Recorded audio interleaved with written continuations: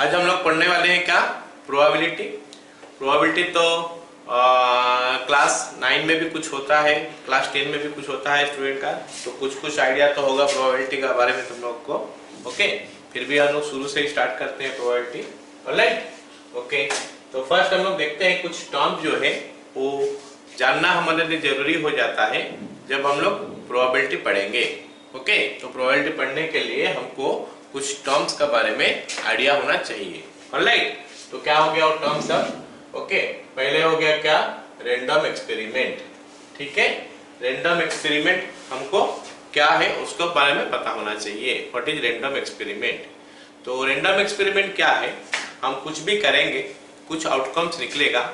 क्या क्या आउटकम्स निकलेगा वो हम बता नहीं पाएंगे, लेकिन उसका अंदर में कितना तो आउटकम क्या क्या हो सकता है दैट वी नो।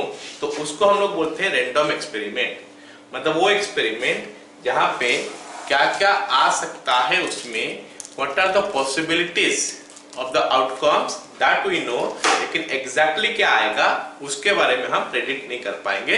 तो उस केस में हम लोग उसको बोलते हैं रैंडम एक्सपेरिमेंट। जैसे बोला है कि an experiment is called random if all the outcomes of the experiment are known in advance।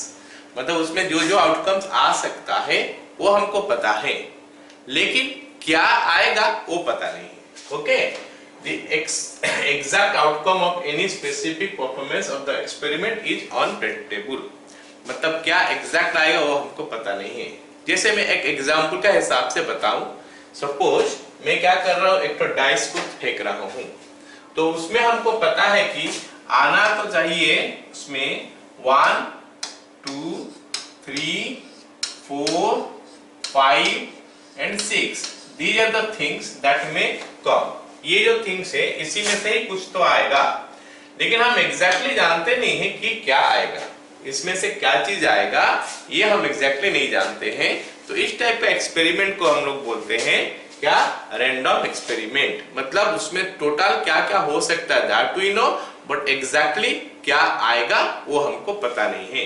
तो केस में हम उसको बोल देंगे रैंडम एक्सपेरिमेंट। जैसे एक और एक्सपेरिमेंट हम बोलते हैं क्या, एक ठो दो ठो कॉइन्स को हम फेंके, दो ठो कॉइन को हम लोग टॉस किए, एक साथ दो ठो कॉइन्स को टॉस करेंगे। तो what are the possible outcomes, क्या क्या पॉसिबिलिटीज है आउटकम्स में। इसे सबको पता होना चाहिए कि वो आउटकम्स हो सकता है दोनों में हेड आ जाए, हो सकता है पहला में हेड दूसरा में टेल आए, हो सकता है पहला में टेल दूसरा में हेड आए, या फिर दोनों में टेल आ जाए। well these are the possibilities that is going to come। ये हम जानते हैं कि यही सब भी आ सकता है। तो that we know in advance, हम जानते हैं कि ये सब चीज ही आ सकता है, लेकिन एग्जैक्टली क्या आएगा वो हम नहीं जानते हैं। तो इन दैट केस हम उसको बोलते हैं रैंडम एक्सपेरिमेंट। पता चला रैंडम एक्सपेरिमेंट क्या होता है। जैसे मान लेते एक और एग्जांपल अगर दूं, तो एक बैग है, वो बैग का अंदर काफी सारे बॉल है। मान लेते 10 तो बॉल है, तो 10 तो बॉल में से हमको एक बॉल निकालना है। तो हमको पता तो 10 तो बॉल में नंबरिंग किया गया 1 2 3 4 5 6 7 8 9 10। हमको पता है कि हम अगर निकालेंगे तो उसमें या तो 1 या तो 2 या तो 3 या तो 4 ऐसे करके कुछ आने वाला है। That we know, that is sure, but which one is going to come वो हम नहीं जानते हैं, कौन सा आएगा वो नहीं जानते हैं। तो हम एडवांस में जानते हैं क्या क्या आ सकता है, लेकिन कौन सा आएगा वो हम नहीं बता पाएंगे। तो इस केस में हम लोग उसको बोलते हैं क्या, रैंडम एक्सपेरिमेंट। आया समझ में सबको रैंडम एक्सपेरिमेंट के बारे में। ओके, नेक्स्ट हम देखते हैं क्या, सैंपल स्पेस। सैंपल स्पेस क्या होता है। सैंपल स्पेस क्या होता है, एक रैंडम एक्सपेरिमेंट में जितना सारे आउटकम्स निकलने वाला है वो सारे आउटकम्स को हम अगर इकट्ठे कर लेंगे, एक जगह में रख लेंगे, एक सेट बना लेंगे, तो हो जाएगा सैंपल स्पेस। जितने सारे आउटकम्स आ सकता है एक तो रैंडम एक्सपेरिमेंट में, वो सारे को हम इकट्ठे करके एक तो सेट बना लेंगे, that is called sample space. जैसे एग्जांपल का हिसाब से अगर मैं बोल दूं, एक डाई को हम थ्रो कर रहे हैं, एक डाइस को अगर हम फेंकेंगे तो हमारा जो आउटकम्स आ सकता है वो कुछ ऐसा आ सकता है 1 2 3 4 5 and 6। तो ये सबको हमको क्या करना है, एक सेट बनाना है। जो जो आउटकम्स आ सकता है वो सबको लेके एक तो सेट बनाना है। सो दिस सेट हम बना लिए। ऑलराइट ना। अब ये सेट को हम बोलते हैं क्या, उस पर्टिकुलर एक्सपेरिमेंट के लिए क्या बोलते हैं उसको, सैंपल स्पेस। ऑलराइट, अगर हम दो ठो कॉइन्स को एक बार फेंक रहे हैं तो उसमें हमारा सैंपल स्पेस जो आ जाता है हेड हेड, जो थोड़ा देर पहले लिखा था वही चीज, हेड टेल, फिर टेल हेड और फिर टेल टेल। तो ये हो गया हमारा सैंपल स्पेस। मतलब वही चीज जो पहले बताया था वही चीज ही कर रहे हैं, लेकिन अभी हम एक्स्ट्रा काम क्या कर रहे हैं, इसको एक सेट में रख दे रहे हैं। सो द पॉसिबल आउटकम्स जितना सारे होता है एक रैंडम एक्सपेरिमेंट में, उसको अगर हम सेट में रख देंगे तो हो जाएगा सैंपल स्पेस।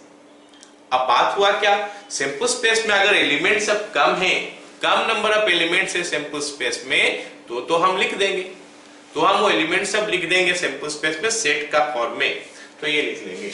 लेकिन अगर एलिमेंट बहुत ज्यादा होगा तो हम क्या नहीं लिख पाते हैं, तो उस केस में हम क्या करते हैं, हम नंबर ऑफ एलिमेंट लिख लेते हैं, क्योंकि हमको बाद में नंबर ऑफ एलिमेंट से मतलब होगा जब प्रोबेबिलिटी निकालते हैं। तो सैंपल स्पेस में अगर नंबर ऑफ एलिमेंट कम है then we will write all the elements, जैसे ये हो गया 6 ठो लिख लिए, यहाँ पे 4 ठो हो गया, ऐसे अगर 8 10 15 ऐसे भी हो जाएगा तो हम लिख लेंगे, बेस्ट है। ओके, अच्छा, अगर एलिमेंट ज्यादा हो गया तो हम नहीं लिख पाएंगे, तो इन दैट केस हम लोग क्या करेंगे, number of element in sample space लिखेंगे।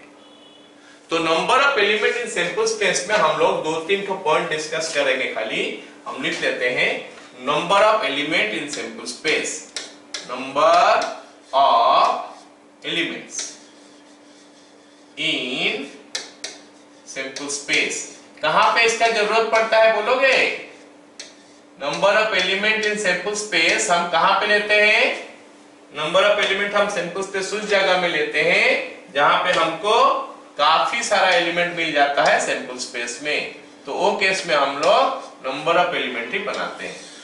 ऑलराइट, तो इसमें हम पॉइंट नंबर 1 में लिख सकते हैं क्या, कि अगर एक कॉइन को मैं n बार फेंकूंगा या फिर n कॉइन्स को एक बार फेंकूंगा तो दोनों का मतलब सेम है। एक कॉइन को n बार फेंको या फिर n कॉइन्स को एक बार फेंको, दोनों का मतलब सेम है। तो उसके लिए सैंपल स्पेस क्या आता है, if n coins are tossed once, अगर n कॉइन को हम एक बार टॉस करेंगे तो number of element in sample space is equal to 2 to the power n। तो अगर मैं ऐसे पूछूं कि बताओ भाई 2 ठो कॉइन को हम एक बार फेंके, what is the number of element, तो योर आंसर विल बी 4, 2 का स्क्वायर, 2 का स्क्वायर। अगर मैं बोलूं कि 5 ठो कॉइन को मैं एक बार थ्रो कर रहा हूं, what is the number of element in sample space, 2 to the power 5। Okay, अगर बोलूंगा 10 ठो फेंक रहा हूं, 2 to the power 10। All of you got it, बोलो। चलो, अब हमारा दूसरा केस आ गया, अगर हम लोग क्या डाइस को फेंकेंगे, if n dice are rolled once, if n dice are rolled once, अगर n डाइस को हम एक बार रोल करेंगे, रोल्ड वंस, तो in that case n of s आने वाला है 6 to the power n, n of s will be 6 to the power n। और ये हम तब लेते हैं जब हमारा नंबर ऑफ एलिमेंट काफी ज्यादा होता है, तो हम इस फॉर्मूला का यूज कर लेते हैं, हम सारे एलिमेंट लिखते नहीं हैं। तो आई थिंक इतना तक समझ में आया। अब तीसरा पॉइंट देखते हैं, तीसरा point, if are different things, if are different things are selected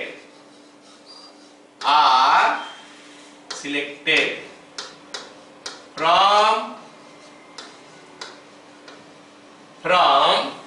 n different things, अगर r different things हम सिलेक्ट कर रहे हैं from n different things, in that case हमारा n of s क्या आएगा, n of s will be NCR, combination का जो फॉर्मूला पढ़ रहे हो वही NCR। So these are the three जो कि हमको जानना चाहिए। और भी बहुत सारे हैं, और भी हो सकता है, लेकिन ये पर्टिकुलर तीन चीज हमको पता होना चाहिए कि number of element in sample space कितना आता है। अगर ज्यादा एलिमेंट आ गया तो हम एलिमेंट खाली लिखते हैं, ना कि सैंपल स्पेस पूरा लिखते हैं। क्या सैंपल स्पेस का बारे में आइडिया क्लियर हुआ? Yes sir. Yes sir. चलो, अब सैंपल स्पेस अगर हो गया, फिर हम लोग देखते हैं कि सैंपल पॉइंट क्या होता है। ये सैंपल पॉइंट क्या हो गया? इसका जितना सारा एलिमेंट है, each element of sample space, each element of sample space. Sample space में जितना सारा एलिमेंट है वो सारे को, एक एक एलिमेंट को हम लोग बोलते हैं क्या? Sample point. ओके, इसको हम लोग बोलते हैं सैंपल पॉइंट। तो बहुत ज्यादा समझाना है नहीं कुछ, इसको बोलते हैं सैंपल पॉइंट, इसको बोलते हैं सैंपल पॉइंट, इसको बोलते हैं sample point, this things. Okay, चलो अब आ गया क्या? इवेंट। इवेंट आ गया हमारा क्या? इवेंट वो चीज है जो मेरे को चाहिए, क्वेश्चन में मेरे को जो चाहिए उसको हम लोग बोलते हैं इवेंट। तो और इवेंट जो होता है ना, हमेशा सैंपल स्पेस से ही निकल के आता है। इवेंट जो होता है हमेशा सैंपल स्पेस से ही निकल के आता है। ये भी एक सेट है, event is also a set. Event is also a set, okay ना? इवेंट जो है वो भी एक सेट है। तो हमारा जो यहाँ पे इवेंट, मान लेते मैं एच लेके कर लिया इवेंट। अगर मैं बोलूंगा कि एच मेरा इवेंट है, मैं खोज रहा हूं कुछ इवेंट जो probability of getting two heads, जैसे ये सब पहले तो पढ़े हुए तो उसके बारे में थोड़ा सा ऐसे क्वेश्चन में बता दिया, probability of getting two heads. Okay, तो हम देखेंगे टू हेड्स कहाँ है, ये है, तो उसको लेके एक तो हम कर देंगे क्या? सेट बना देंगे। इस सेट को हम बोलेंगे कि ये इसका एक इवेंट है। अच्छा, क्योंकि ये इसका इवेंट है तो हम इसको ई नाम से जानते हैं, मान लेते हैं इवेंट को ई नाम दे दिए, तो E must be a subset of S. E must be a subset of S. इसका मतलब है क्या? इवेंट है क्या? It is a subset of sample space. Event जो है it is a subset of sample space. It is a subset of sample space. तो sample space में से जितना सारे सबसेट निकल सकता है वो सारे एक एक इवेंट होगा। मतलब अगर इवेंट का नाम मैं ई दे दूं, सैंपल स्पेस का नाम अगर मैं एस दे दूं, तो हमारा जो इवेंट जो होगा सबसेट ऑफ सैंपल स्पेस हो जाएगा। Event is a subset of sample space. बोलो, समझ में आया सबको? Event is a subset of sample space. Yes sir. Yes sir. तो इसका मतलब है कि हमारा सैंपल स्पेस में जितना सारा सबसेट निकाल पाएंगे, हर एक एक तो इवेंट हो जाएगा। ओके, अच्छा, सबसे पहले बताओ कि इसमें हम जो सबसेट निकाल पाएंगे, सबसे छोटा सा सबसेट कौन सा निकाल पाएंगे? इसमें से हम मान लेते यही वाला एग्जांपल में लेता हूं। यही वाला एग्जांपल से हमको सबसेट निकालना है। बहुत सारे सबसेट निकलेगा इसमें से, 2 to the power 4 that is equal to 16 subsets is going to come, but out of that मैं पूछ रहा हूँ कि सबसे छोटा वाला सबसेट कौन सा है? What is the smallest subset in it? बताओगे कोई मेरे को? What is the smallest subset in it? इसमें सबसे छोटा वाला सबसेट कौन सा है? 5. null set is the smallest subset. सबसे छोटा वाला सबसेट हो गया null set। और सबसे बड़ा वाला सबसेट सैंपल स्पेस इटसेल्फ। मतलब सबसे छोटा इवेंट होता है null set 5 से, और सबसे बड़ा हो गया क्या? वो सारे। आ गया समझ में यहां तक? मेरे को बताओ, sample space clear, event clear, sample point clear? Clear है सबको? Yes sir. Yes sir. फिर आ गया हमारा क्या? इवेंट का बारे में तो जो मैं बता रहा था, अभी आ गया हमारा क्या? 2 टाइप का इवेंट हम लोग डिस्कस करने वाले हैं। एक तो हो गया हमारा अभी सिंपल इवेंट और एक तो कंपाउंड इवेंट। पहले इसको डिस्कस करते हैं। सिंपल इवेंट बहुत बड़ा चीज कुछ नहीं है। अगर इवेंट में हमारा एक एलिमेंट आता है तो हम उसको सिंपल इवेंट बोलते हैं। Event having one element only, event having one element only.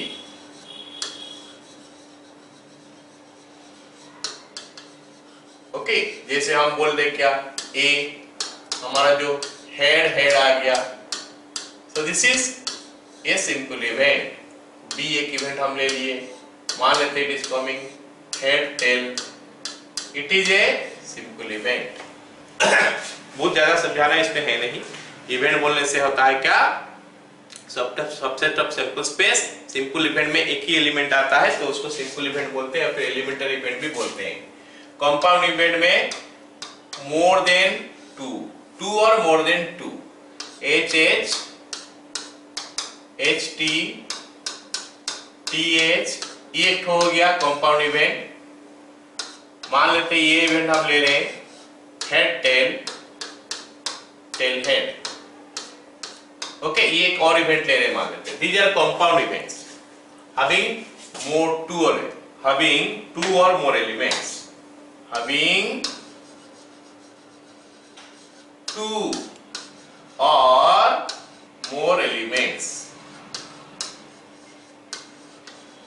मतलब ओ सैंपल स्पेस, ओ सेट जिसमें दो या दो से ज्यादा एलिमेंट आ जाएगा, उस टाइप का इवेंट को हम लोग क्या बोलने वाले हैं, compound event. Simple event having one element only, having one element only। अगर ओनली एक एलिमेंट आएगा तो हम उसको बोलेंगे simple event. Got it all of you? Yes, sir. अगर मैं कोई एक कॉइन को टॉस किया तो वो एक सिंपल इवेंट में आएगा? नहीं, वो इवेंट नहीं है ना, वो एक्सपेरिमेंट है। एक कॉइन को अगर तुम टॉस कर रहे हो, दैट इज एन एक्सपेरिमेंट। उसमें तो आउटकम्स हेड भी आ सकता है, टेल भी आ सकता है। वो इवेंट नहीं है, दैट इज एक्सपेरिमेंट है। इवेंट होता है वो एक्सपेरिमेंट में जो आउटकम निकलता है उसमें से जो सबसे निकालते हो। एक कॉइन को फेंकते हो तो हमारा आउटकम हेड भी आ सकता है और टेल भी आ सकता है। समझ रहे हो मेरे बात? सो दैट इज नॉट इवेंट, वो इवेंट नहीं है, वो एक्सपेरिमेंट है। That is experiment. हम जो कर रहे हैं वो एक्सपेरिमेंट है, हमको उसमें से जो चाहिए वो इवेंट, वो इवेंट आएगा। जैसे तुम बोलो कि एक कॉइन को मैं टच कर रहा हूं, प्रोबेबिलिटी ऑफ हेड, तो मेरे को चाहिए क्या, हेड, वो हमारा इवेंट है। समझा मेरे बात? yes, sir. हाँ, तो हमारा एक्सपेरिमेंट, हम जो कर रहे हैं वो एक्सपेरिमेंट है, हमको जो चाहिए वो इवेंट है। ओके, और अब नेक्स्ट आ गया हमारा क्या, ये equally likely event. Equally likely event क्या होता है? ऑलराइट, इक्वली लाइकली इवेंट वो क्या होता है? हम एक ठो एक्सपेरिमेंट करेंगे, उसमें जो जो आउटकम्स हम देख रहे हैं all have equal chances of coming, तो वो केस में हम उसको बोलेंगे क्या, इक्वली लाइकली इवेंट। जैसे मैं एक ठो डाइस को अगर थ्रो करता हूं तो हमारे पास जो डाई में हमको पता है कि जो आ सकता है वो 1 2 3 4 5 6 यही सब आ सकता है। हम नहीं बोल सकते कि 2 ही आएगा या 2 ज्यादा बार आएगा, 3 ज्यादा बार आएगा, 1 ज्यादा बार आएगा, ऐसा नहीं बोल सकते। अरे कुछ भी आ सकता है, means all the element of the simple space have equal weightage. जब all the element of simple space have equal weightage है तो इन दैट केस हम उसको बोलते हैं इक्वली लाइकली इवेंट। समझ में आया कि नहीं? इक्वली लाइकली इवेंट्स तब बोलते हैं जब सैंपल स्पेस के जितने सारे एलिमेंट है all have equal, all have same chances of coming out. हो गया? हम मतलब नहीं बोल सकते कि ये ज्यादा बार आएगा, ये ज्यादा बार आएगा, ऐसे नहीं बोल सकते। तो वो केस में हम क्या बोलेंगे कि ये इक्वली लाइकली इवेंट है। तो इसीलिए बहुत सारे समय में हमको जो क्वेश्चन में देता है ये फेयर डाइस बोलते हैं क्या, fair dice, FAIR, fair dice, a fair coin. तो फेयर कॉइन या फिर फेयर डाइस, इसका मतलब उसमें आउटकम्स हमेशा इक्वली लाइकली होता है। अन्य बोलते हैं बायस्ड कॉइन, तो जब बायस्ड हो जाता है उसमें हम लोग कुछ कर लेते हैं, इवेंट जो बढ़ा देते हैं या फिर डाइस में कुछ कर लेते हैं, तो उसमें वो चीज जो हमको चाहिए वो आने का पॉसिबिलिटी ज्यादा नहीं, जो चाहिए नहीं। एक पर्टिकुलर चीज मतलब कोई कर रहा है मान लेते हैं, ओके, क्या उसमें बायस्ड कर देता है कॉइन को या डाइस को, मतलब उसमें हेड आने का चांसेस ज्यादा रह जाएगा, टेल आने का चांसेस ज्यादा रह जाएगा, या फिर 4, 6 ये आने का चांसेस ज्यादा हो जाएगा डाइस का केस में। तो इस टाइप का चीज को हम लोग बोलते हैं बायस्ड, BIASED, बायस्ड कॉइन या फिर बायस्ड डाइस। जब हम बोलेंगे फेयर तो मतलब इक्वली लाइकली आएगा, मतलब all elements of simple space, all elements of simple space can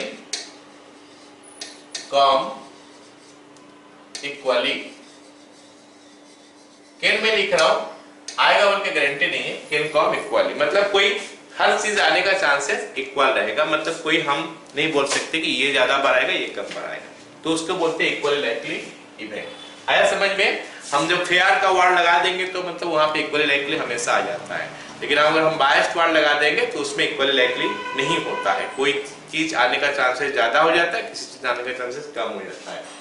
और एक इतना नेक्स्ट आ गया म्यूचुअली एक्सक्लूसिव इवेंट। चलो देख लेते हैं म्यूचुअली एक्सक्लूसिव इवेंट क्या होता है। What are mutually exclusive event? मैं एक बात कर रहा हूं, एक डाइस को मैं फेंका, हम सिंगल अगर डाई लिखते हैं उसको डाई भी बोलते हैं, DIE, ओके, एक से ज्यादा होता है तो हम उसको डाइस बोलते हैं, ओके। एक डाई को अगर मैं थ्रो कर रहे हैं तो अगर मैं उसमें 2-3 तो इवेंट का बारे में बता रहा हूं, एक इवेंट कुछ ऐसा है, a odd number appears 1, 3, 5। Second event में लिख देता हूं इवन नंबर अपीयर्स 2, 4, 6। थर्ड बोल दे रहा हूं prime number appears, prime number C, prime number आ रहा है, ओके। तो it is what, sorry 2, 3, 5। Is it like that? A event देख रहे हो, ए हो गया ऑड, ए के लिए मैं बोल दिया कि ये ऑड है, बी बोल रहा हूं क्या इवन है, और सी बोल रहा हूं क्या प्राइम है, ठीक है। चलो अब हम क्या करते हैं ना, ए इंटरसेक्शन बी निकालते हैं। जरा जल्दी से बोलोगे कि ए इंटरसेक्शन बी कितना आ रहा है? इट इज सेट, सिंपल है, बता सकते हो ए इंटरसेक्शन बी। कुछ भी तो नहीं आ रहा है, कॉमन क्या है ए और बी में? ए इंटरसेक्शन बी 5 हो गया। अच्छा B intersection C, B intersection C, हाँ it is 2, alright, B intersection C is 2, और A intersection C, A intersection C हमारा कितना आएगा? It is coming I think 3 और 5, नोट हो रहा है 3 और 5, these two are coming। तो हम क्या बोलते हैं, हम क्या बोलते हैं, A intersection B is equal to 5 हुआ तो हम बोलते हैं कि A and B are mutually exclusive, A and B are mutually exclusive, okay.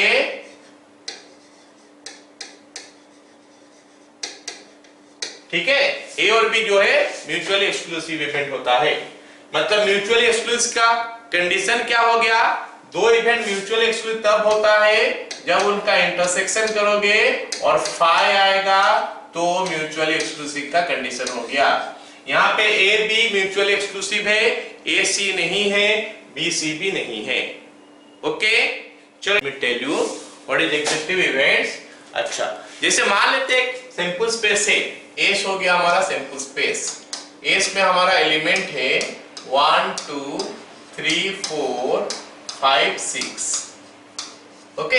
S is your 1, 2, 3, 4, 5, 6 visible ना? तो इसमें मैं क्या करता हूं, 2-3 तो इवेंट लिखता हूं। E1 एक इवेंट हो गया, E1 हो गया हमारा 1, 3, E2 हो गया हमारा कितना, E2 हो गया 2, 4, और E3 हो गया 5, 6। ये 3 तो इवेंट हो गया। E1, E2, E3 are 3 events. Okay, तो अब मेरे को बताओ कि अगर मैं E1 इंटरसेक्शन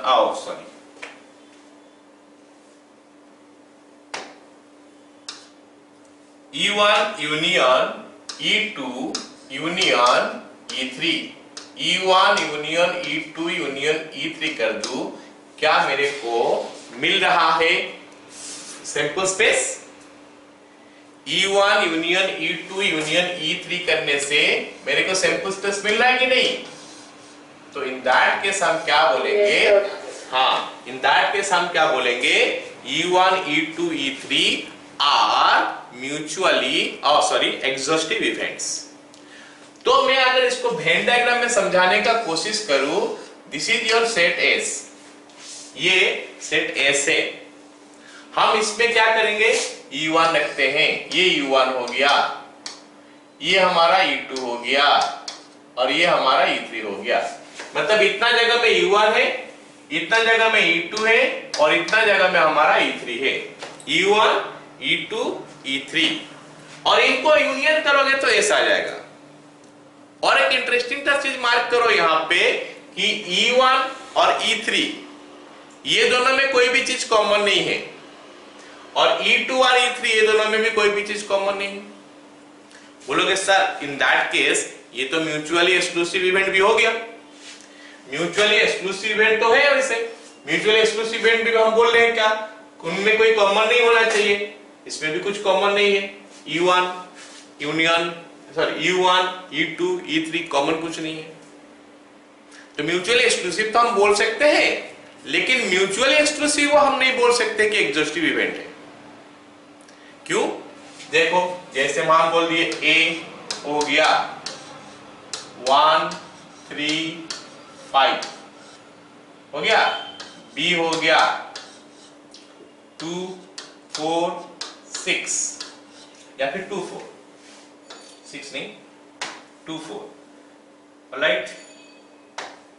ये दो तो इवेंट जो देख रहे हो, ये एक इवेंट है, इवेंट है, ये हमारा म्यूचुअली एक्सक्लूसिव है, ये म्यूचुअली एक्सक्लूसिव इवेंट है। लेकिन इनको अगर मैं यूनियन करूंगा तो हमको एस नहीं मिल रहा है, तो इनका यूनियन एस होना चाहिए था, क्योंकि नहीं मिल रहा है तो इन दैट केस हम इसको एग्जॉस्टिव इवेंट नहीं बोलेंगे, ये म्यूचुअली एक्सक्लूसिव है। मतलब एग्जॉस्टिव इवेंट वो इवेंट्स है जिनको अगर हम लोग जोड़ देंगे तो हमको क्या दे देगा बताओ? Sample space. उनका यूनियन कर देंगे तो हमको सैंपल स्पेस दे देगा। ये आइडिया हो गया सबको। तो मैं बता दूं कि अगर हम एग्जॉस्टिव इवेंट का प्रोबेबिलिटी सब निकालेंगे और ऐड करेंगे तो इट इज ऑलवेज 1। हम प्रोबेबिलिटी तो बाद में लिखेंगे वो फॉर्मूला, बट ये जगह में मैं ये लिखा देता हूं कि अगर E1 E2 E3 ये सब एग्जॉस्टिव इवेंट है तो इनका प्रोबेबिलिटी जो हो जाएगा 1 हो जाएगा। तो यहाँ पे एक पॉइंट हम लोग नोट करके रख सकते हैं, ये एग्जॉस्टिव इवेंट हो गया if E1 E2 En are mutually exclusive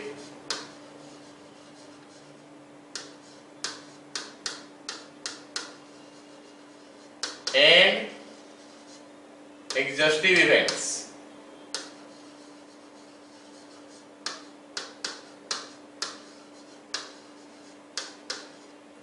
then probability of P1 plus probability of P2 plus probability of En is equal to 1। इस सबका प्रोबेबिलिटी को हम लोग जोड़ देंगे तो इक्वल टू 1 हो जाएगा। मैं थोड़ा गलत इंफॉर्मेशन दे दिया तुम लोग को, इसका प्रोबेबिलिटी तो 1 होगा, लेकिन ये चीज में थोड़ा गलत इंफॉर्मेशन दे दिया। ये 2 3 4 भी होगा तो भी चलेगा। मतलब एग्जॉस्टिव इवेंट क्या होता है, अगर बहुत सारे एग्जॉस्टिव इवेंट है तो उनका यूनियन करोगे तो एस मिलेगा, लेकिन उनमें कॉमन भी आ सकता है, उनमें कॉमन भी आ सकता है। मैं गलत इंफॉर्मेशन थोड़ा दिया था, sorry. E1 E2 E3 E4 या फिर बहुत सारे इवेंट है, उनका यूनियन करोगे तो हमको मिल जाएगा एस। तो केस में हम उसको क्या बोलते हैं? एग्जॉस्टिव इवेंट बोलते हैं। दैट्स ऑल, उतने ही हमारा काफी है। उनमें कॉमन भी आ सकता है, लेकिन म्यूचुअल एक्सक्लूसिव में कॉमन नहीं आता है।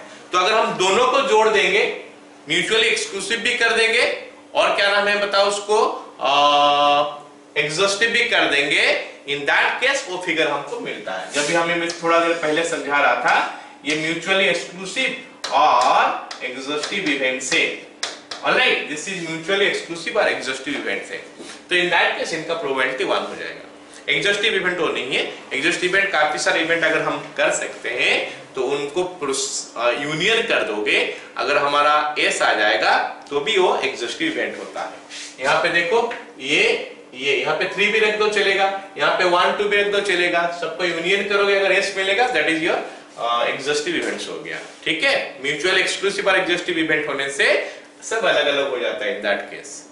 ऑलराइट ना, थोड़ा कंफ्यूजन था, ठीक हो गया कि नहीं, समझ में आया सबको? बोलो रे। ठीक है, चलो अब हम देखते हैं कि probability with discrete sample space. Probability with discrete sample space. अब डिस्क्रीट सैंपल स्पेस का मतलब क्या होता है, हमारा जो सैंपल स्पेस में एलिमेंट छुट के रहेगा, तो केस में हम लोग उसको बोलते हैं डिस्क्रीट सैंपल स्पेस। और एक तो होता है क्या, probability of continuous sample space. Continuous sample space के बारे में हम अभी पढ़ने वाले हैं नहीं, डिस्क्रीट सैंपल स्पेस के बारे में पढ़ने वाले हैं। और वो जो बता रहा हूं ना, S = 1 2 3 4 5 6 या फिर हेड या फिर टेल, ये सब हमारा डिस्क्रीट सैंपल स्पेस है, तो उसका प्रोबेबिलिटी हमको निकालना है। ओके, तो probability with discrete sample space, तो हम क्या लिखेंगे, प्रोबेबिलिटी ऑफ एन इवेंट, लिख सकते हो प्रोबेबिलिटी ऑफ एन इवेंट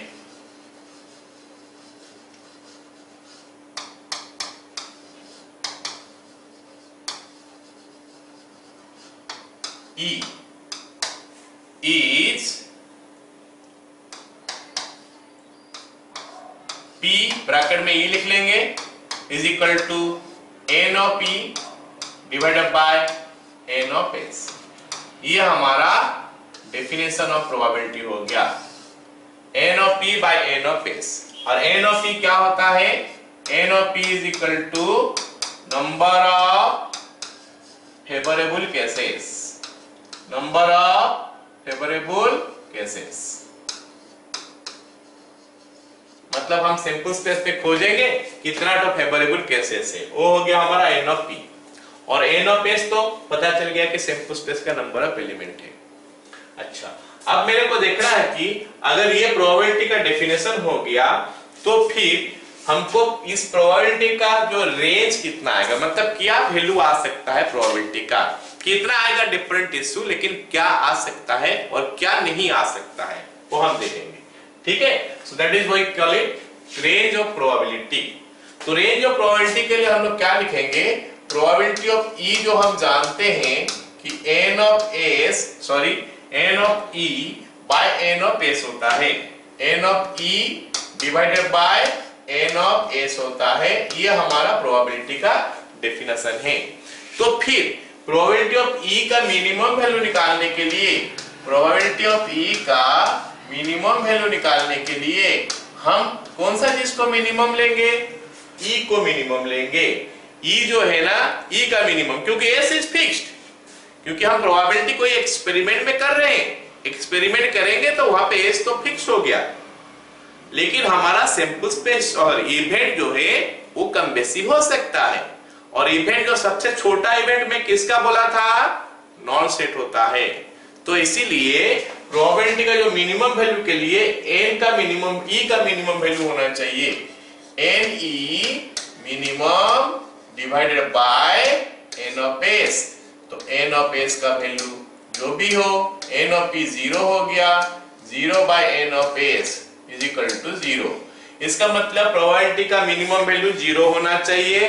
कभी भी अगर प्रोबेबिलिटी किसी का नेगेटिव निकल के आ गया, मतलब गलत है। तो प्रोबेबिलिटी का मिनिमम वैल्यू 0 होना चाहिए। ऐसे ही प्रोबेबिलिटी का मैक्सिमम वैल्यू देख लेते हैं।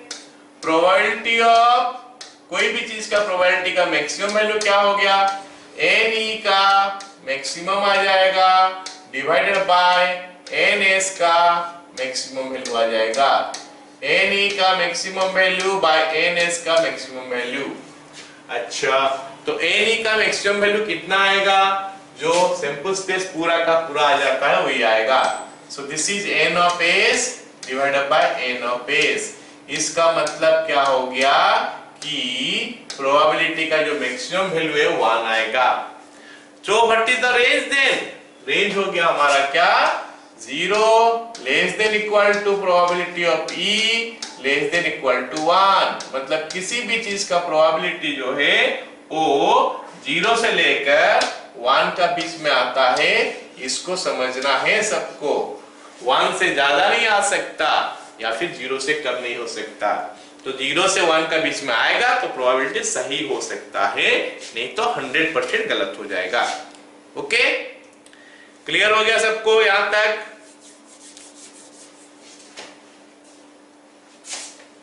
ओके, चलो अगला देखते हैं कि क्या होता है sure event and impossible event. Sure event जो होता है वो 100% आने वाला है और श्योर इवेंट इसी को बोलते हैं एस। जब आ जाएगा एस आ जाएगा तो उसको हम लोग श्योर इवेंट बोलते हैं। It is 100% going to come, it is 100% occurs। Okay, इसको हम लोग श्योर इवेंट का बजाय हम इसको क्या बोलते हैं? सर्टन इवेंट भी बोल सकते हैं। क्या बोल सकते हैं? Certain event. इसको श्योर इवेंट भी बोलते हैं या फिर सर्टन इवेंट भी बोलते हैं। ओके, और सर्टन इवेंट क्या है? वो चीज है जो हमेशा 100% आने वाला है। जैसे मैं बोल रहा हूं कि एक डाई को हम थ्रो करेंगे, what is the probability of getting less than 7? तो लेस देन 7 तो आएगा ही, और तो कुछ नहीं आएगा ना, 7 से कम ही आएगा। तो ये श्योर इवेंट है। और what is the probability of getting more than 6? वो तो कभी भी नहीं आएगा, उसको हम लोग बोलते हैं इम्पॉसिबल इवेंट। ये इवेंट जो है it is never going to come. Impossible event जो है ये कभी भी नहीं आता है। It is never going to come या फिर नेवर गोइंग टू ऑकर। ये कभी भी नहीं आ सकता। तो ये हमारा इम्पॉसिबल इवेंट है। ऑलराइट, बोलो सबको समझ में आ गया यहां तक?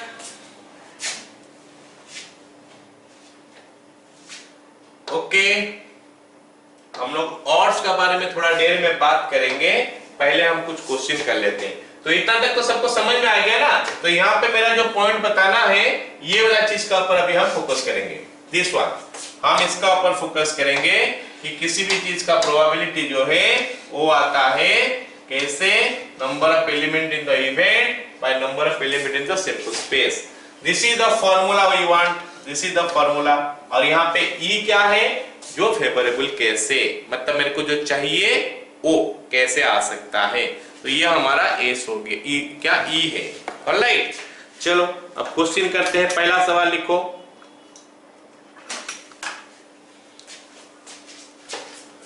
पहला सवाल लिखते हैं, और हम लोग थोड़ा देर में पढ़ेंगे, टाइम मिलेगा तो उसको पढ़ेंगे, नहीं तो नेक्स्ट क्लास में पढ़ेंगे। ओके, क्योंकि काफी देर तक समझा दिया हमें। हाँ, चलो अब हम क्वेश्चन करते हैं, स्टार्ट करते हैं। पहला क्वेश्चन लिखते हैं। क्या बोला है? 2 dice are thrown once लिख सकते हैं। 2 dice are thrown once, 2 dice are thrown, हम इसमें 1 कर देते हैं once। ये हमारे यहाँ पे आ जाएगा 2 dice are thrown once। ठीक है, find the probability of getting a doublet. First bit बोला है डबलेट, सेकंड बिट कुछ और बोला है, थर्ड बिट कुछ और बोला है, एक्सेप्ट जो भी बोला है, चलो उसको लेके करते हैं। ओके, सबसे पहले तो ये मेरे को बताओ कि 2 डाइस अगर थ्रो किया गया है सैंपल स्पेस कितना तो आएगा। हम फॉर्मूला देख चुके हैं, यहाँ पे हम फॉर्मूला देख चुके हैं कि सैंपल स्पेस कितना तो आता है। n dice are rolled once, तो सैंपल स्पेस होता है 6 to the power n। अभी हमारा n के जगह में 2 है, 2 डाइस है, तो सैंपल स्पेस हो गया 6 to the power 2। सबको पता भी होगा, ये पहले भी क्लास 8, 9, 10 में कहीं ना कहीं किया होगा। तो अगर हम यहाँ पे देखेंगे तो n ऑफ s का वैल्यू हमारा कितना आ रहा है 6 का square that is equal to 36। अगर मैं थोड़ा बहुत इसका बारे में आइडिया और दे दूं जो तुम लोग को पता है, अगर एक बार और लिख दूं उसको, एस कुछ ऐसा होना चाहिए 1,1 मतलब पहला में 1 दूसरा में 1, ओके, और 1,2 पहला में 1 दूसरा में 2, ऐसे करते करते जाओगे तो 1,6 आया। फिर हो गया हमारा पहला में 1 दूसरा में 1, सॉरी पहला में 2 दूसरा में 1, पहला में 2 दूसरा में 2, ऐसे करते करते जाएंगे 2,6। जस्ट लाइक दैट हम अगर प्रोसीड करते जाएंगे तो हमको मिलेगा 6,1, फिर 6,2, फिर ऐसे करते करते जाएंगे तो हमको मिल जाएगा 6,6। तो ये हमारा हो गया एस का सारे वैल्यू अगर हमको लिखना है तो it is going to be like this. क्या सबको पता चला? सबको चार्ट में लिख के बताओ मेरे को, सबको पता चला कि नहीं?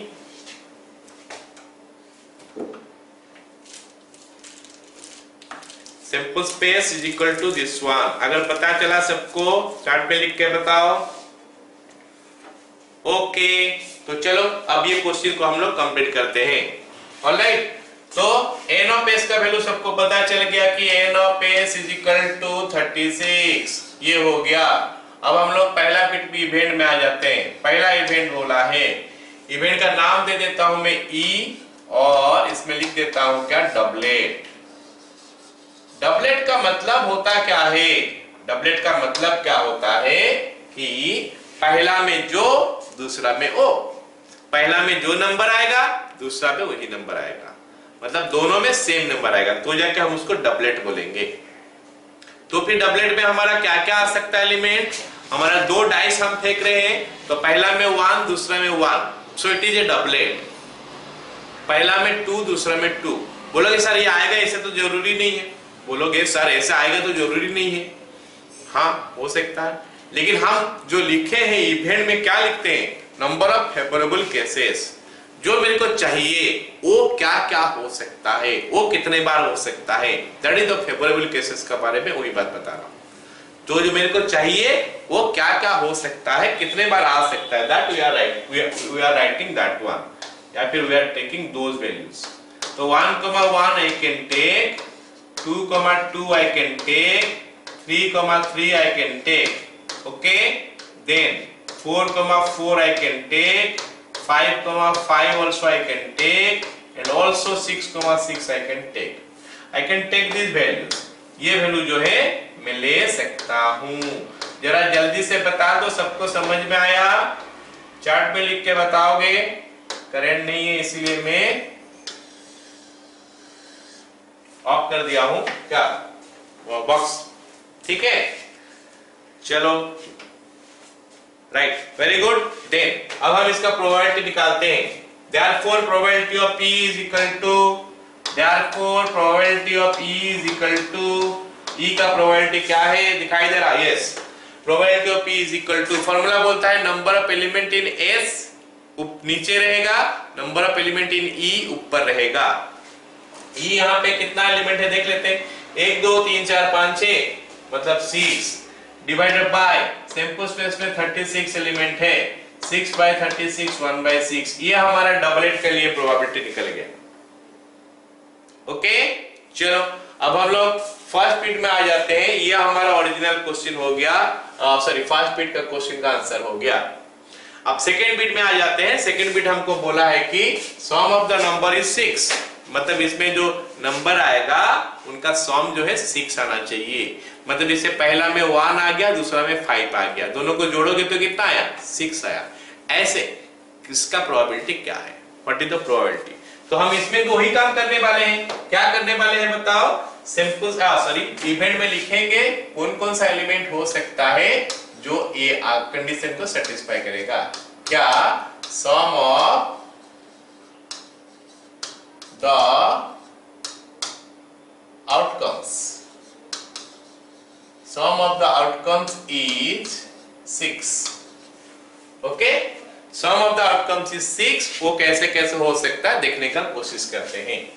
तो हमारा क्या क्या हो सकता है देखेंगे। पहले 1,5 हम कैसे चेक करेंगे? पहला में सबसे छोटा नंबर लेंगे, दूसरा में बड़ा नंबर लेंगे और देखेंगे क्या हो सकता है।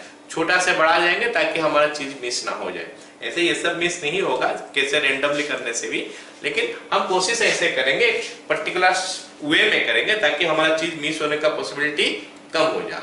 ओके, तो ये हो गया पहला केस। दूसरा क्या हो सकता है? पहला में 5 और दूसरा में 1, इसको उल्टा देना है, जो लिखोगे उसका उल्टा कर देना है। तीसरा क्या हो सकता है?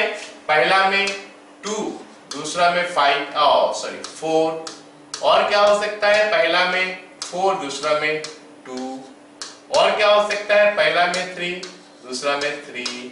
तो दीज आर द पॉसिबिलिटीज। ये सब पॉसिबिलिटीज में होना क्या है कि इसका क्या बोलते हैं, सम ऑफ द एलिमेंट जो होगा दोनों में आएगा वो 6 हो जाएगा। तो फिर प्रोबेबिलिटी ऑफ पी कितना हो जाएगा? इसका प्रोबेबिलिटी 1 2 3 4 5 है हमारा एलिमेंट में और सैंपल स्पेस में हमारा 36 है। तो बी खत्म। अब हम लोग सी देखते हैं। सी बिट हमको क्या बोला है देखते हैं। What is C bit? C bit बोला है कि sum of the number is a perfect square. चलो जल्दी से करते हैं। Sum of the number is a perfect square. E हो गया हमारा sum of numbers is perfect square. Sum of numbers is perfect square. तो हम देखते हैं कि सम कहां से शुरू होकर कहां खत्म होता है। अगर हम 2 डाइस फेंकेंगे, सम हमारा शुरू होगा 2 से और खत्म होगा 12 में। मेरे को लगता है आइडिया हो रहा है कि 2 से 12 कैसे होगा। पहला में 1, दूसरा में 1, तो आ गया 2। पहला में 6, दूसरा में 6, तो आ गया 12। तो इससे तो ज्यादा नहीं हो सकता या फिर 2 से कम नहीं हो सकता। तो सम इज रेंजिंग फ्रॉम 2 से लेकर 12। मतलब सम 2 हो सकता है, 3 हो सकता है, 4, 5, 6, 7, 8, 9, 10, 11 and 12. These are the sums. अब हमको पूछा है कि सम जो है ना परफेक्ट स्क्वायर होना है। अगर सम परफेक्ट स्क्वायर होना है तो सम क्या क्या हो सकता है? चार्ट में लिख के बताओ। व्हाट कैन बी द सम? सम क्या हो सकता है? 2 से लेकर 12 तक हमारा सम आ रहा है। तो सम हमको परफेक्ट स्क्वायर चाहिए, तो क्या क्या हो सकता है sum? Can it be 2 or can it be 3 or can it be 4, can it be 5, like that? Tell me, chart में लिख के बताओ क्या क्या हो सकता है सम।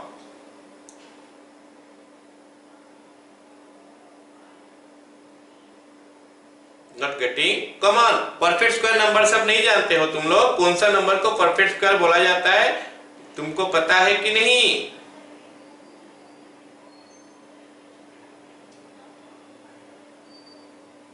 Nobody is writing. कैसे लिखोगे फिर एग्जाम में परफेक्ट स्क्वायर? इतना सिंपल सा चीज में पूछ रहा हूं। यस, और कोई बताओ? समझ में आया सबको? सम is perfect square, it is 9. 9 is only the number between 2 and 12. 2 and 12 में क्या 9 खाली नंबर है या 4 खाली नंबर है? हमारे पास 2 नंबर हो सकता है, 4 भी हो सकता है, 9 भी हो सकता है। 4 और 9 ये दोनों आ सकता है इसमें। 4 is also a perfect square, 9 is also a perfect square. 4 भी हमारा परफेक्ट स्क्वायर में जाता है और 9 भी हमारा परफेक्ट स्क्वायर में जाता है। ठीक है, चलो अब देखते हैं 4 कैसे बनता है। जल्दी जल्दी करते हैं इसको। अभी 1 3 बन गया 4, 3 1 ये भी बन गया 4, 2 2 ये भी बन गया 4। ओके, अब देखते हैं 9 कैसे बनेगा। 3 6 6 3। ओके, और क्या हो सकता है? 4 5 5 4। तो ये जो है ना ये हमारा बन गया परफेक्ट स्क्वायर। तो फिर इसका प्रोबेबिलिटी निकालो। अभी ये तो निकल गया, अभी इसका प्रोबेबिलिटी निकालते हैं। Probability of E is equal to क्या हो गया? 1 2 3 4 5 6 7 7 divided by 36। All of you got it? जल्दी से बोलो। सुन नहीं पाऊंगा तो ये मैं बताना, चैट में बताना सबको समझ में आया कि नहीं, क्योंकि अगला वाला भी मैं पूछूंगा तुम लोगों से। ओके चलो आगे। ई हो गया क्या, सम इज परफेक्ट क्यूब। ई हो गया हमारा क्या, सम इज परफेक्ट क्यूब। ये सब का नाम हम लोग E1 E2 भी दे सकते हैं। सम इज परफेक्ट क्यूब। अब हमको बता दो नंबर बिटवीन 2 to 12 में ऐसा कौन सा नंबर है जो परफेक्ट क्यूब है। Right, it is 8। तो हमको देखना है कि 8 कैसे बनता है। 8 कैसे बनेगा देखते हैं। 2 6 से 8 बनता है और 6 2 से भी 8 बनता है। ऑलराइट ओके, आगे क्या, 3 6 में 8 बनेगा, 5 3 में 8 बनेगा। यस, 3 5 और 5 3, 3 5 में बनेगा, 5 3 में बनेगा। कुछ और भी बता दो अगर हो रहा है तो। इट इज 4 4, जिसमें भी हमारा 8 बनना है। तो आई थिंक सबको समझ में आ गया ये वाला पार्ट। ई में क्या क्या एलिमेंट आता है वो पता चल गया। And we are getting 5 of those, उसमें हमको 5 तो मिल रहा है। तो फिर प्रोबेबिलिटी ऑफ पी हम निकाल सकते हैं। Therefore probability of E is equal to 5 divided by 36। तो ये हमारा सी बिट था, शायद डी बिट था, है ना। उसके बाद हो गया क्या, sum of the numbers shown is greater than equal to 5। Okay, ये नंबर देखते हैं इसको कैसे करेंगे।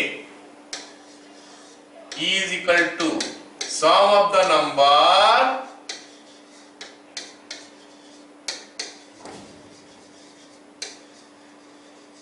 is greater than equal to 5. Sum of the number is greater than equal to 5. अच्छा, 5 से ज्यादा यहाँ पे बोला है, 5 या 5 से ज्यादा। तो क्या क्या लेना पड़ेगा हमको, 5 6 7 8 9 10 11 और 12, और इतने सारे हमको निकालना पड़ रहा है। तो ये केस में ना हम यूज करेंगे दूसरा टेक्निक का, डायरेक्ट टेक्निक का यूज नहीं करेंगे, इनडायरेक्ट वे में हम उसको करेंगे। इनडायरेक्ट वे बोलने से क्या होता है, हम लोग यूज करेंगे, क्या नाम है उसका, कॉम्प्लीमेंट का यूज करेंगे। सबको पता होना चाहिए कि अगर हमारा ये एक सेट है, ये एक सेट है, मान लेते हैं ये एक सेट है, ये हमारा ई हो गया, ये हमारा ई हो गया, तो ई डैश जो है बाहर वाला आ जाएगा, ई डैश विल बी आउटसाइड। तो ई और ई डैश को यूनियन करोगे, ई यूनियन ई डैश करेंगे तो हमको मिलेगा एस। क्योंकि ई और ई डैश का यूनियन करोगे हमको एस मिल रहा है, और ई डैश अपने में, ई डैश अपने में म्यूचुअली एक्सक्लूसिव है। तो ई और ई डैश जो है म्यूचुअली एक्सक्लूसिव है, क्योंकि कोई चीज कॉमन नहीं है। और साथ में ये क्या हो गया, एग्जॉस्टिव भी हो गया, क्योंकि ये दोनों का यूनियन करने से एस आ गया। तो ये दोनों mutually exclusive and exhaustive event है। इसका मतलब है कि प्रोबेबिलिटी ऑफ ई और प्रोबेबिलिटी ऑफ ई डैश अगर मैं करूंगा तो ये 1 हो जाएगा। क्यों हो जाएगा, क्योंकि ई और ई डैश जो है वो म्यूचुअली एक्सक्लूसिव और एग्जॉस्टिव इवेंट है। हम पढ़े थे कि म्यूचुअली एक्सक्लूसिव और एग्जॉस्टिव इवेंट का प्रोबेबिलिटी जब ऐड करेंगे तो वो 1 होता है। 2 3 कहां पढ़े थे रे, यहाँ पे लिखे थे। अगर E1 E2 En are mutually exclusive and exhaustive event है तो इनका प्रोबेबिलिटी को जोड़ोगे तो 1 आएगा। सो ऐसे ही E और E डैश हमारा हो गया mutually exclusive and exhaustive event, तो उनका प्रोबेबिलिटी ऐड करेंगे 1 मिलेगा। अरे पता चला, as E1 as En E dash are mutually exclusive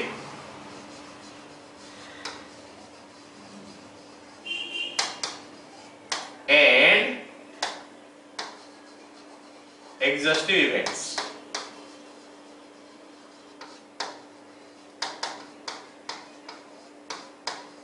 क्योंकि ई और ई dash mutual exclusive exhaustive event है, तो इसलिए इनका प्रोबेबिलिटी मिलाओगे तो 1 होगा। ठीक है, अच्छा मैं इसीलिए बोल रहा हूं कि मैं यहाँ पे ई डैश का कांसेप्ट लगाने वाला हूं। हमको तो नंबर जो सम है वो सम कितना मिला हमको, स्टार्ट फ्रॉम 2 to 12। तो जब मेरे को ये बोला कि 5 से लेकर ग्रेटर देन है तो मेरे को 5 का लेना पड़ेगा, 6 का लेना पड़ेगा, 7 का लेना पड़ेगा, ऐसे 12 तक लेना पड़ेगा। और ये तो काफी ज्यादा हो गया, 5 से लेकर 12 तक जाएंगे तो काफी ज्यादा हो गया। हम क्या करेंगे, ईडस कर देंगे। ईडस क्या हो जाएगा फिर, बाकी जो बच गया sum of numbers less than equal to या फिर लेस देन 5 कर देंगे। Sum of the numbers less than 5 कर देंगे। अच्छा लेस देन 5 पे क्या क्या आएगा जरा जल्दी से बता दो। लेस देन 5 हमारा नंबर्स 2 से शुरू हो गया, 12 में खत्म हो गया। अब मेरे को लेस देन 5 चाहिए, तो what are the numbers that are coming there, please tell me, जल्दी बताओ। यस, इट विल बी 2 3 4, 2 3 4, मतलब ये हमारा आ जाएगा क्या, 2 3 4 आ जाएगा इसमें, 2 3 4। अब मैं आराम से सोच सकता हूं कि 2 कब आएगा, 3 कब आएगा, 4 कब आएगा। 2 कब आता है, हम लिख सकते हैं 1, 1 में 2 आता है। 3 कैसे आ सकता है, 1 2 2 1 में। और 4 कैसे आ सकता है, 1 3, ओके, 3 1 और 2 2। तो these are the things that are going to come। बोलो सबको समझ में आया, जल्दी से बोल दो, समझ में आ गया।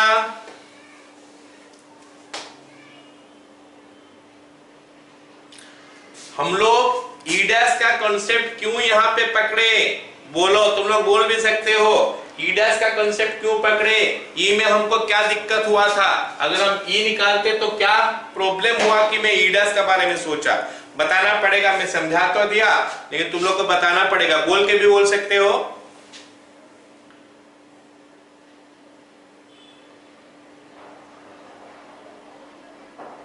कम ऑन जल्दी,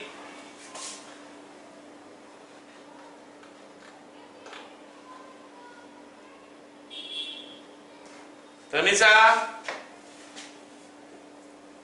why we are thinking about e dash, हम लोग ई से क्यों नहीं किए इसको, Suman please tell me. Sir E dash और ई को ऐड करने से टोटल होता है, लेकिन ई से क्यों नहीं किए, ई डैश के बारे में क्यों सोचे हम, ई का बारे यू में क्या दिक्कत हो गया हमको, हम ई डैश के बारे में सोचे। तो मैं तो दोनों को ऐड करने से तो हो रहा है, तो वो तो बाकी पिछला क्वेश्चन सब में भी हो जाएगा, पिछला क्वेश्चन सब में भी तो ई में अगर ई डैश ऐड करेंगे तो 1 हो जाएगा उनका प्रोबेबिलिटी। सर उसमें बहुत सारे नंबर को ऐड करके देखना पड़ेगा। हाँ, वो प्रॉब्लम हो गया इसमें प्रॉब्लम हो गया क्या कि हमको 5 का बनाना पड़ेगा, किस किस चीज के लिए 5 हो रहा है, फिर 6, फिर 7, फिर 8, फिर 9, फिर 10, फिर 11, फिर 12। अरे इतने सारे क्या सोचेंगे हम लोग, तो उस समय हम लोग ई डैश का कांसेप्ट लगाते हैं। ध्यान में देना है कि हम ई डैश कब लेते हैं, ऐसे मेरा मन क्या ले लूंगा क्या, नहीं, मैं तब लूंगा जब मैं देखूंगा कि ई में बहुत सारा एलिमेंट आ रहा है और उसको हमको लिखना पड़ रहा है, मुश्किल में पड़ जाऊंगा मैं, तो उसमें ई डैश का कांसेप्ट लगाएंगे तो बन जाएगा। All of you got it now? चलो अब प्रोबेबिलिटी ऑफ ई डैश लिखते हैं। Probability of E dash is equal to, this is 1 2 3 4 5 6, 6/36, जो कि हो गया 1/6। अब हमको लिखना है कि probability of E plus probability of E dash is equal to 1। Therefore probability of E का वैल्यू हो गया हमारा कितना, कहां गया, चाहिए, प्रोबेबिलिटी ऑफ पी मेरे को चाहिए, plus probability of P dash मतलब 1/6 इज इक्वल टू 1, तो मतलब प्रोबेबिलिटी ऑफ ई का वैल्यू हो गया 1 minus 1/6 is equal to 5/6। All of you got it? बोलो।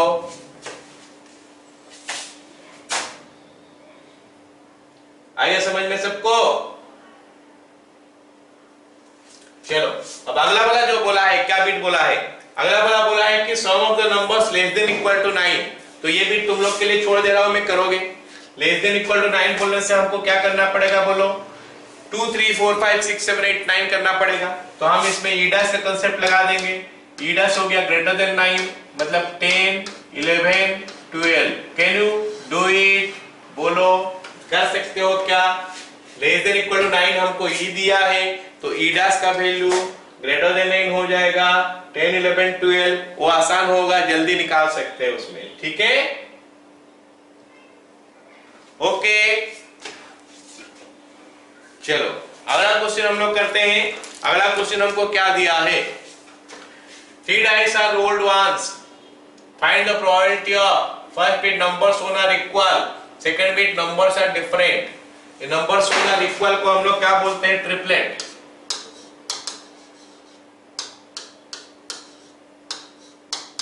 अगर तीनों में सेम नंबर है तो हम उसको डबलेट का बजाय अभी 3 तो है तो हम उसको ट्रिपलेट बोलते हैं। ओके ना?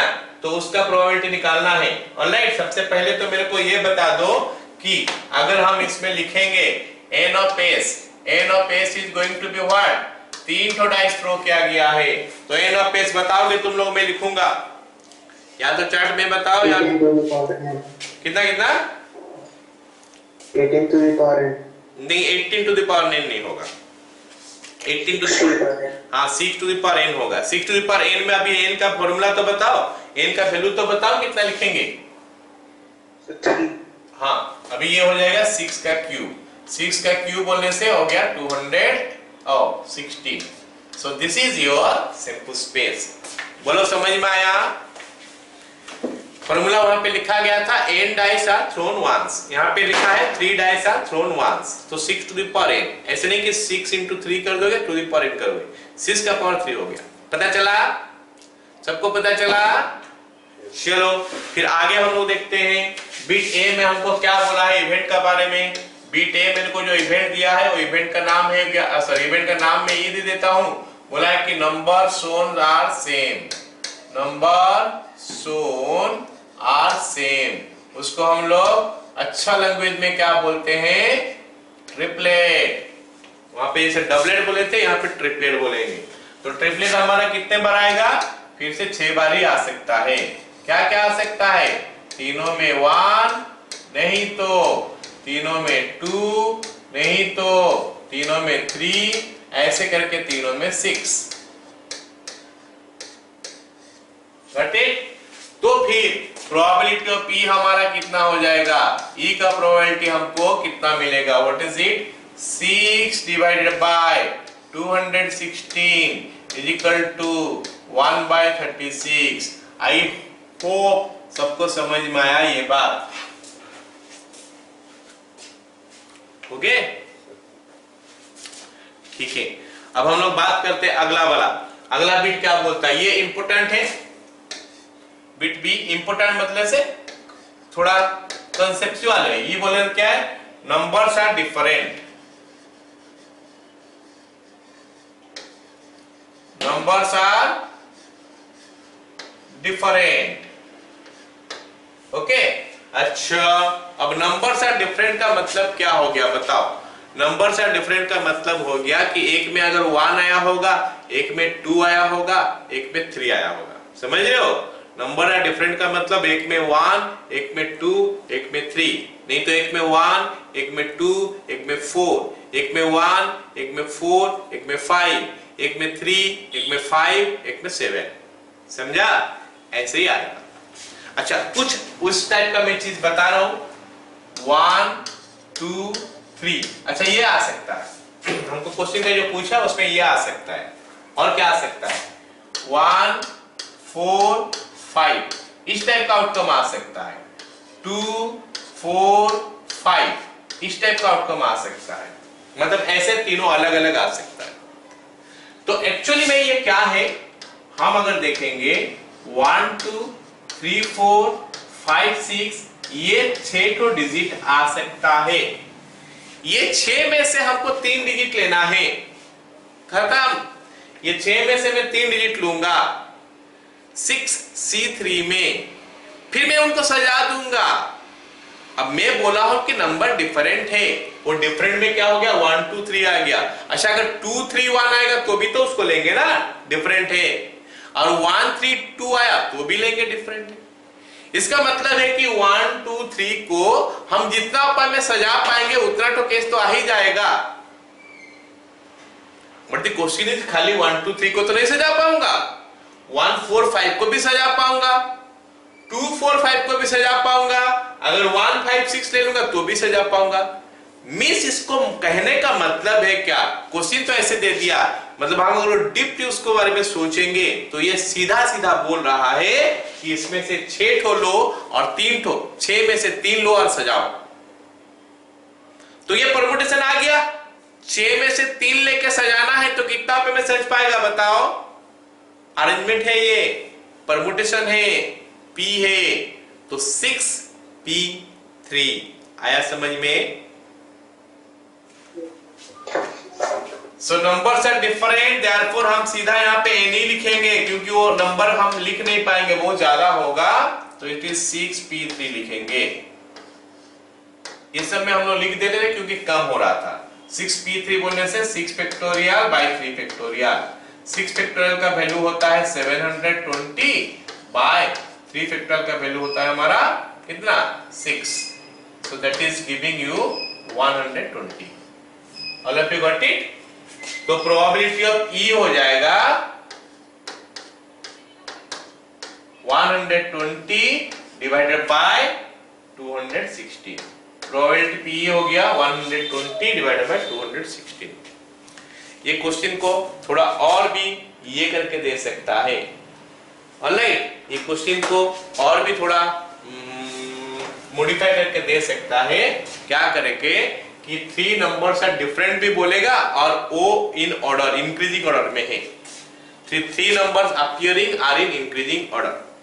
इसको ऐसे ना करके बोलेगा कि the numbers appearing are increasing in order, मतलब बिट सी में मैं अगर लिख लूं the numbers appearing are in increasing order, are in increasing order, तो वो केस में क्या होगा आंसर जानते हो? वो केस में यहाँ पे 6p3 का बजाय 6c3 आ जाएगा, क्योंकि तीनों को अगर हम नंबर सिलेक्ट करेंगे 1 2 3 को, उनको मैं 6 उपाय में सजा पाऊंगा 3 फैक्टोरियल वे में, लेकिन उसमें एक वे में ही खाली वो इंक्रीजिंग ऑर्डर में होगा, पहले छोटा उसके बाद उससे बड़ा उसके बाद उससे बड़ा। मतलब बिट सी का अगर हमको आंसर करना है ये सवाल में, तो प्रोबेबिलिटी ऑफ E हो जाएगा कितना 6c3 डिवाइडेड बाय 216, 6c3 हमारा 20 होता है बाय 216। अगर इसको हम 4 में कैंसिल कर देंगे तो it is coming what 5 divided by 4 में कैंसिल होने से कितना हो रहा है 54, और भी कैंसिल हो रहा है नहीं इतना 54, 5/54। क्या सबको समझ में आया? ओके, तो फिर अगला बिट देखते हैं, अगला क्वेश्चन देखते हैं। अगला क्वेश्चन क्या है? ऑलराइट, देखो, हाँ ये क्वेश्चन देखो, ये क्वेश्चन है, ये एक फेयर डाइस नहीं है, ये एक फेयर डाई नहीं है, क्योंकि इसमें कुछ और बोला हुआ है। इसमें बोला क्या है कि ये die is rolled so that the probability of face आई बोलने से इसे 1 हो सकता है हमारा, 2 हो सकता है, 3 हो सकता है, 4 हो सकता है, ये सबको हम फेस आई बोलते हैं, इज प्रोपोर्शनल टू आई, मतलब 1 आने का प्रोबेबिलिटी जो है प्रोपोर्शनल टू 1 है, 2 का 2 है, 3 का 3 है।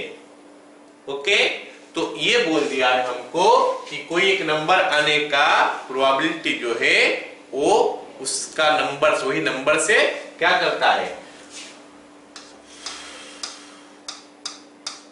प्रोपोर्शनल टू आई, ये हमको बोला है क्वेश्चन में।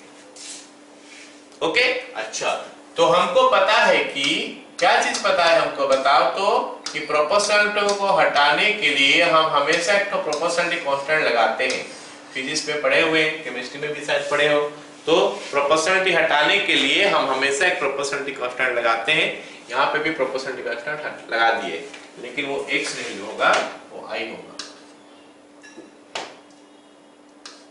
जरा सोचते हैं, ये आई का वैल्यू हमको दिया कितना है? आई का वैल्यू हमको कितना दिया है? आई का वैल्यू दिया है 1 2 3 4 5 6। इसका मतलब अगर मैं प्रोबेबिलिटी ऑफ 1 लिखूं तो it will B k, probability of 2 लिखूं तो इट विल बी 2k। समझ रहे हो? आई पहले मैं 1 फिर 2 अब 3 लिखते हैं, प्रोबेबिलिटी ऑफ 3 लिखूंगा तो it will B 3k, probability of 4 लिखूंगा it will B 4k, probability of 5 will be 5k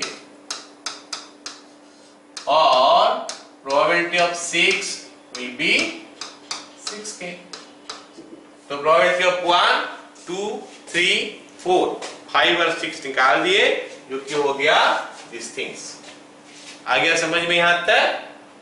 अच्छा, एक बात मेरे को बताओ कि ये जो हम बता रहे कि ये 1 2 3 4 5 6 ये सब एक एक इवेंट है, क्या ये इवेंट सब म्यूचुअली एक्सक्लूसिव है?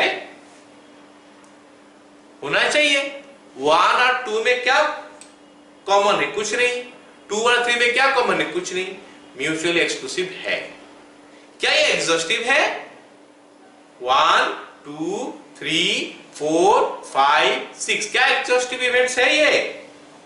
हाँ ऑफकोर्स, क्योंकि ये सबको मिलाओगे तो एस मिल रहा है, क्योंकि ये म्यूचुअली एक्सक्लूसिव भी हुआ और क्योंकि ये एग्जॉस्टिव भी हुआ, तो इनका प्रोबेबिलिटी का सम करोगे तो कितना आएगा? चार्ट में बताओ।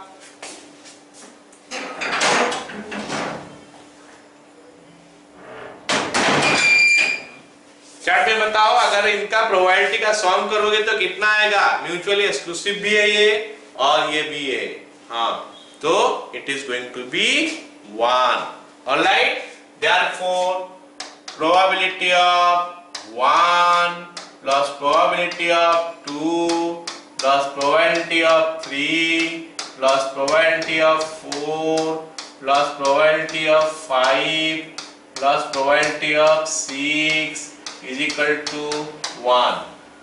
तो ये दिया हमको k plus 2k plus 3k plus 4k plus 5k plus 6k is equal to 1। सबको जोड़ दोगे तो मेरे को लगता है 21k आ रहा है, is equal to 1। k का वैल्यू हो गया 1/21। Okay, this is the value of k। अब मैं बता दूं कि यहाँ पे हमको निकालने के लिए क्या बोला है? Find probability of occurring even number, मतलब फाइंड प्रोबेबिलिटी ऑफ 2 और 4 और 6। मतलब हमको निकालने के लिए बोल रहा है फाइंड प्रोबेबिलिटी ऑफ 2 और 4 और 6। ओके, यहां पे करते हैं probability of even number is equal to probability of 2 plus probability of 4 plus probability of 6, क्योंकि यही 3 इवन नंबर है। तो इज इक्वल टू कितना होगा? प्रोबेबिलिटी ऑफ 2 हो गया हमारा 2k, 3 हो गया 3k और 6 3 तो है नहीं, 4 है, 4 हो गया 4k और उसके साथ क्या दिया है? 6 हो गया, 4k plus 6k is equal to कितना हो गया? 12k is equal to 12 into k का वैल्यू 1/21 है, इज इक्वल टू 3 में कैंसिल कर दोगे तो कितना आएगा? 3 4 जा 4/7। आया समझ में क्या? मैं यहाँ पे ये क्वेश्चन बताते समय बता रहा हूं कि ये जो इवेंट देख रहे हो वहां, सॉरी, ये पर्टिकुलर केस में जो इवेंट बोला है, ये इवेंट सब इक्वली लाइकली नहीं है। समझ रहे हो? इक्वली लाइकली नहीं है। अब मेरा सवाल का आंसर देना चार्ट में कि अगर 1 2 3 4 5 6 ये जो इवेंट्स देख रहे हैं हम लोग, ये इक्वली लाइकली नहीं है, क्योंकि सबका प्रोबेबिलिटी अलग अलग टाइप का निकला। अगर इक्वली लाइकली होता, मतलब ये क्वेश्चन नहीं है, अगर इक्वली लाइकली होता तो फिर 1 का प्रोबेबिलिटी क्या होता, प्रोबेबिलिटी ऑफ 1 क्या होता, प्रोबेबिलिटी ऑफ 2 क्या होता, प्रोबेबिलिटी ऑफ 3 क्या होता, प्लीज बता दो चार्ट में।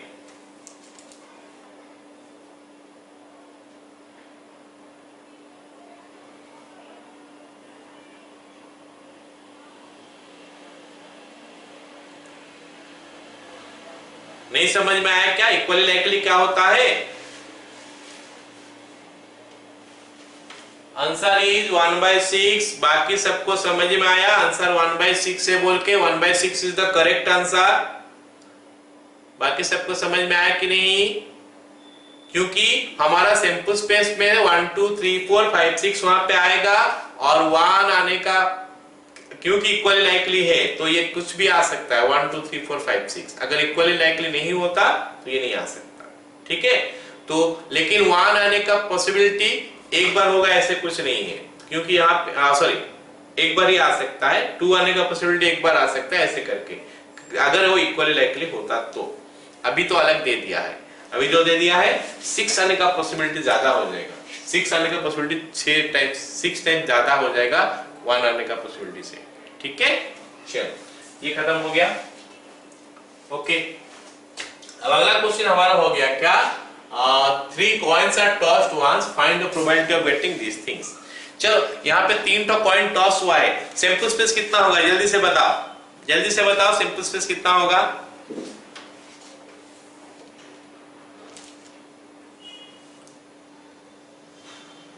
कम ऑन, कॉइन टॉस किया गया है, sample space will be, value बताओ, वैल्यू बताओ। 2 to the power 3, 2 to the power 3 is 8, right? तो 8 will be the sample space, क्योंकि सैंपल स्पेस काफी कम है इसीलिए हम लोग क्या करेंगे उसमें वैल्यू लिख देंगे कितना है, ठीक है? सॉरी वैल्यू नहीं लिखेंगे, पूरा सैंपल स्पेस का सारे एलिमेंट लिख देंगे, ठीक है? तो let me right the sample space.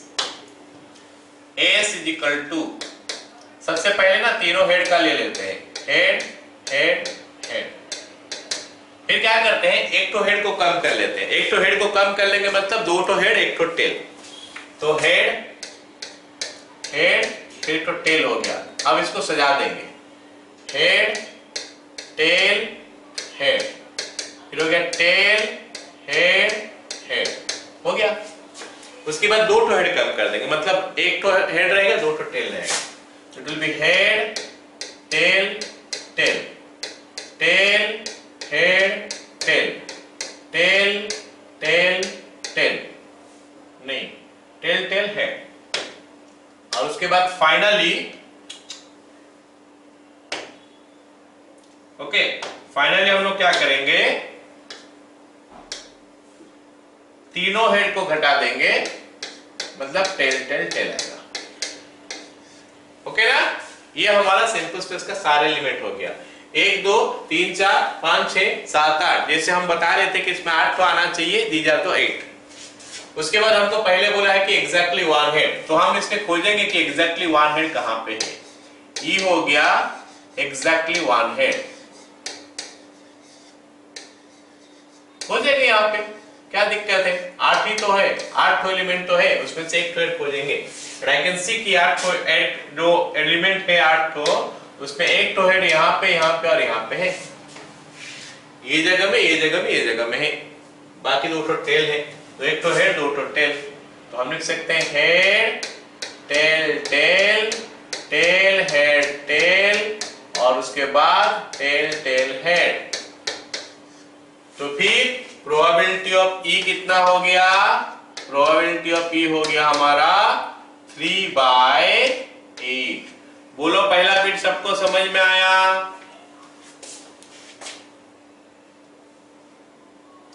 पहला बिट सबको समझ में आया? अब हम दूसरा बिट करते हैं। दूसरा बिट हमको बोला क्या है कि at most 1 head, E is equal to at most 1 head, मतलब ज्यादा से ज्यादा उतना है, एटमोस्ट 1 हेड, एटमोस्ट 1 हेड मतलब ज्यादा से ज्यादा 1 तो हेड है, तो उसमें हमको क्या करना है, लेस देन इक्वल टू 1 करना है। यहां पे एटमोस्ट देखोगे तो ना O या उससे कम कर दोगे, तो 1 से कम हेड चाहिए, मतलब नो हेड्स होने से भी काम चल जाएगा। मतलब यहाँ पे 0 हेड भी लेना पड़ेगा और 1 हेड भी लेना पड़ेगा। क्या लेना पड़ेगा? 0 हेड और 1 हेड, ये दोनों केस हमको लेना पड़ेगा। 1 हेड तो हम यहाँ पे लिख दिए थे, और 0 हेड बोलने से क्या हो गया? तीनों टेल आ जाएगा। तो ये हो गया हमारा head tail tail, tail head tail, फिर टेल टेल हेड, फिर हमारा आ गया टेल टेल टेल। तो फिर यहाँ पे प्रोबेबिलिटी ऑफ ई का वैल्यू हो गया कितना? 4/8, जो क्या आ गया? 1/2। फर्स्ट बीट, सेकेंड बीट सबको समझ में आ गया। थर्ड बीट क्या बोला है? नो टेल्स, टेल है ही नहीं। नो टेल मतलब उसमें टेल है ही नहीं। टेल नहीं है मतलब कहां पे नहीं है वो टेल? खाली ये बोला जाएगा हेड हेड हेड, मतलब 0 टेल है। बीट सी हमको बोला है नो टेल्स, ई लिख देंगे नो टेल्स, मतलब खाली head head head head head. तो प्रोबेबिलिटी ऑफ ई का वैल्यू हो जाएगा 1/8। फिर हम लोग अगर डी बीट करेंगे तो, अगर हम डी बीट करेंगे तो क्या है? Head and tail alternately, head and tail alternately बोला है, मतलब हेड टेल ऐसे आएगा, head tail head tail head tail. तो हेड टेल हेड यहाँ पे एक तो आया है, और टेल हेड टेल यहाँ पे आया है। तो हेड एंड टेल अल्टरनेटली 2 जगह पे। अच्छा, ये अल्टरनेट का आंसर जो है ना हमेशा 2 ठो होगा। अल्टरनेट का आंसर जो है हमेशा 2 होता है। Okay, head tail head tail head tell, खाली यहाँ पे नहीं, हर जगह में, कोई भी सवाल में कैसे भी देख लो, अल्टरनेट का आंसर जो होगा 2 ठो ही होगा यहाँ पे। ठीक है, चलो हेड एंड टेल अल्टरनेटली बोला है।